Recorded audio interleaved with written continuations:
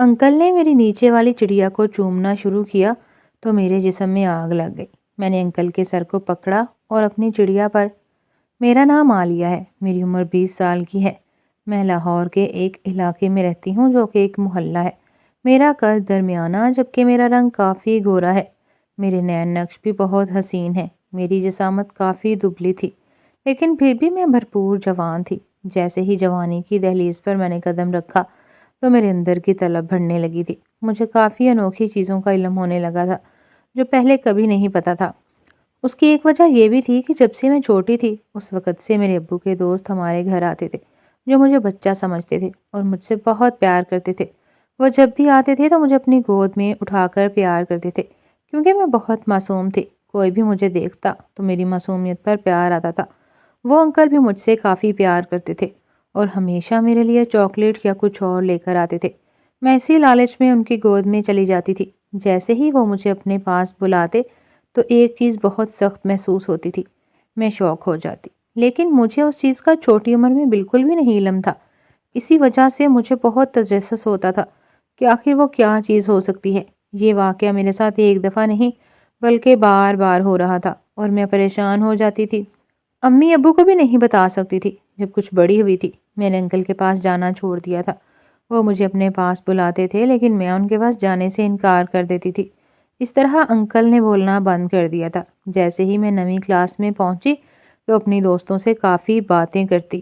ہر کوئی اس بارے میں بات کرتا، جبکہ میں نے اس چیز کا بتایا تو کافی ہنسنے لگی تھی اور میرا مذاق اڑانے لگی تھی کہ مجھے اس چیز کا نہیں پتا۔ میں نے ان سے کافی پوچھا لیکن وہ کہنے لگیں کہ وہ کچھ نہیں بتائیں گی۔ انہوں نے مجھے ایک لفظ بتایا اور وہ گھر پر سرچ کروں۔ میں نے ان کی بات مان لی۔ اس لفظ کو سارے راستے یاد کرتی آئی تاکہ بھول نہ جاؤں اور امی سے ان کا موبائل لیا تھا۔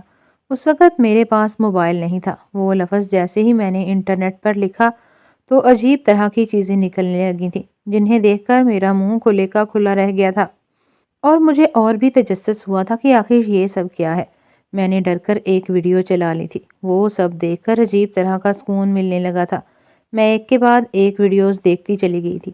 اگلے دن اپنے دوستوں کو بتایا کہ میں نے وہ سب کچھ دیکھ لیا ہے۔ دوستوں نے کافی حیرانگی کا مظاہرہ کیا تھا۔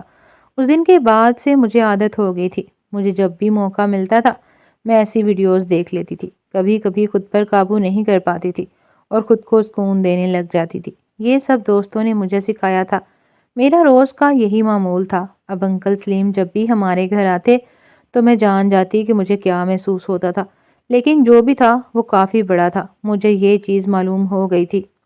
میں نے اپنے دوستوں کو بتایا تو وہ حیران ہو گئے۔ اسکول جیسے ہی گزرا تو کالج جانے کا ٹائم آ گیا تھا اس وقت، لیکن ہمارے گھر میں کافی سختی تھی اس لیے مجھے کالج جانے کی اجازت نہ تھی۔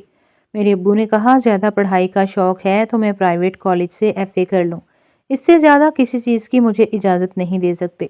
ابو کی اس بات کو میں نے غنیمت جانا تھا، پر وہاں کی دوستیاں کافی عجیب تھیں۔ میری نئی کالج میں میری کوئی دوستی نہیں تھی۔ میں ان دوستوں کو کافی یاد کرتی تھی جن کے ساتھ مجھے کافی کچھ پتا چلا تھا۔ اب میں جو بھی کرتی تھی وہ اپنی حد تک ہوتا تھا۔ میں نے کافی لڑ جھگڑ کر موبائل لیا تھا۔ اب میری موج تھی، میں موبائل پر کچھ بھی دیکھ سکتی تھی۔ روز رات کو میں کچھ نہ کچھ دیکھتی تھی اور پھر سوتی تھی، لیکن کام اپنے روم میں ہی کرتی تھی۔ میرے ابو کے دوست بھی ہمارے گھر آتے تھے اور وہ بھی مجھے عجیب نظروں سے دیکھتے تھے۔ کافی کوشش کرتی تھی کہ ان سے بچ کر رہوں کیونکہ ان کی نظروں میں جو چمک ہوتی تھی میں اس کا مطلب اچھی طرح سمجھ جاتی تھی۔ ان کی نظروں میں جو چمک ہوتی تھی میں اس کا مطلب اچھی طرح سمجھ جاتی تھی۔ وہ انکل ہمارے گھر کے ساتھ ہی رہتے تھے۔ ایک دن ہماری فیملی میں کسی کی شادی تھی۔ جب سب لوگ شادی پر جانے لگے تھے میرے پیپرز ہونے والے تھے، اس لیے امی نے مجھے کہا کہ میں اپنے گھر پر رہوں۔ میں ان کی بات مان چکی تھی اور کافی خوش ہوئی تھی کہ اگر انسان کے پاس موبائل ہو تو اکیلے بھی رہ سکتا ہے۔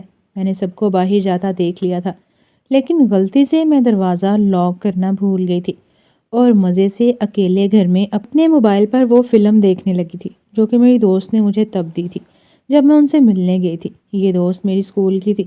میں نے کافی انتظار کیا تھا کہ یہ فلم تب دیکھوں جب مجھے کوئی ڈسٹرب نہ کرے، اور اس بار گھر میں کوئی بھی نہیں تھا۔ میں مزے سے وہ فلم دیکھنے لگی تھی جو کہ کافی فحش تھی اور کافی لمبی تھی۔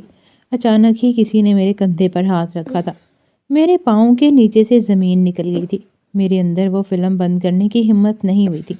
میں نے جلدی سے پیچھے دیکھا تو وہ سلیم انکل تھے، جو کافی شیطانی نظروں سے مجھے دیکھ رہے تھے اور پھر اس موبائل میں وہ سین دیکھ رہے تھے۔ انہوں نے میرے ہاتھ سے وہ موبائل کھینچ لیا تھا۔ یہ دیکھ کر میں شاک ہو گئی تھی۔ انکل میرا سارا ڈیٹا دیکھنے لگے تھے، ہر فلم کو چلانے لگے تھے۔